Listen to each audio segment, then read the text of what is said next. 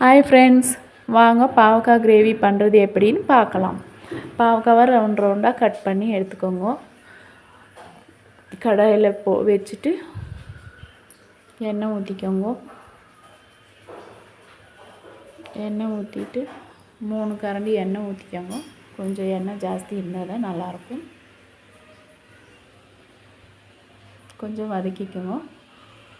தக்காளி, வெங்காயம், கருவேப்பிலை, காஞ்ச மிளகா, பூண்டு, சாம்பார் பொடி, தனியா பொடி, மிளகாத்தூள், பாவக்காவை நல்லா கொஞ்சம் ப்ரௌன் ஆகிற வரைக்கும் வதக்கிக்கோங்க.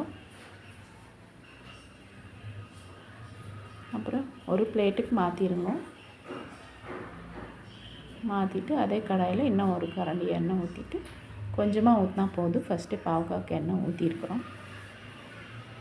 கடுகு போட்டு கடுகு பொரிஞ்சதும் காஞ்ச மிளகா, கருவேப்பிலை போட்டு அப்புறம் வெங்காயம் போட்டு பூண்டு போட்டு நல்லா வதக்கிக்கோங்க.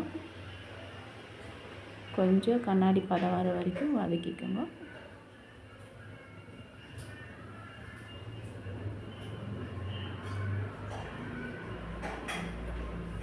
அப்புறம் தக்காளி போட்டு கொஞ்சம் வதக்கி விட்டுட்டு கொஞ்சம் உப்பு,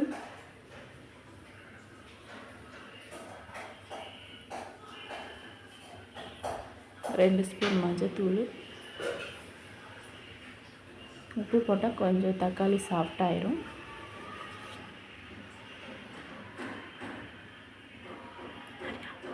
எண்ணெய் பிரிஞ்சு கொஞ்சம் வந்ததும் எடுத்து வச்சு பாவக்காவை போட்டுக்கலாம்.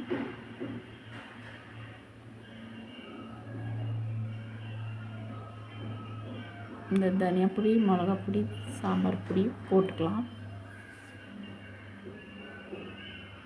போட்டு நல்லா கொஞ்சம் வதக்கி விடலாம்.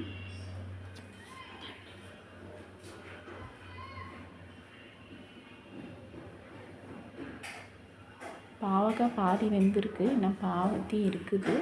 அதுக்கு கொஞ்சம் தண்ணி ஊற்றிக்கலாம்.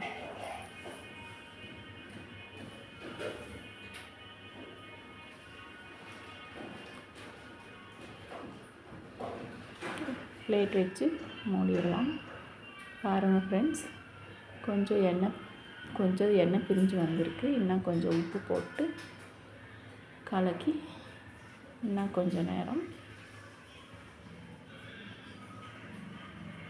வச்சு நடலாம். இப்போ பாருங்கள் ஃப்ரெண்ட்ஸ் எப்படி இருக்குது. கொஞ்சம் அடிக்கடி எடுத்து வதக்கி விடணும் பாவக்காவை, இல்லைன்னா அடி பிடிச்சிக்கும்.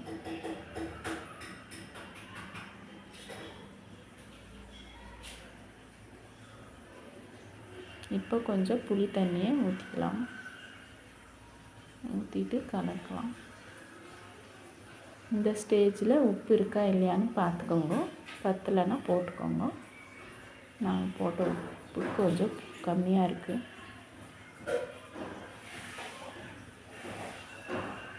உப்பு உங்களுக்கு தேவையான அளவுக்கு போட்டுக்கோங்க. பாருங்கள் ஃப்ரெண்ட்ஸ், பாவக்காய் கிரேவி நல்லா எண்ணெய் பிரிஞ்சு வந்துருச்சு. கொஞ்சம் எடுத்து மாற்றிக்கலாம்.